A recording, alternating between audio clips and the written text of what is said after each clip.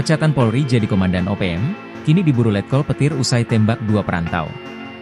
Nasib tragis menimpa dua warga asal Dusun Tongkumaino, Desa Kasintuu, Kecamatan Mangkutana, Kabupaten Luwu Timur, Sulawesi Selatan.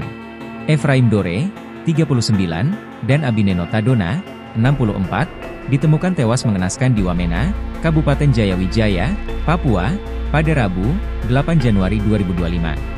Keduanya merantau ke Papua karena tergiur dengan tawaran pekerjaan dan gaji besar.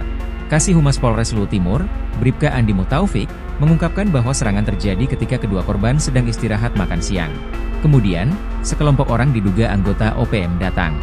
Pelaku langsung melakukan penembakan, menyebabkan korban meninggal dunia, jelas Andi, mengutip tribunjateng.com pada Minggu, 12 Januari 2025. Di lain pihak, Kapendam 17 Cendrawasih, Kolonel Infantri Chandra Kurniawan sangat mengutuk kejadian ini. Sebab, jasad kedua korban ditemukan dalam kondisi yang sangat miris.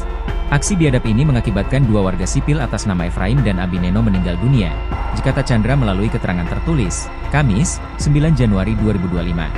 Personel gabungan TNI Polri saat ini masih melakukan pengejaran terhadap para pelaku.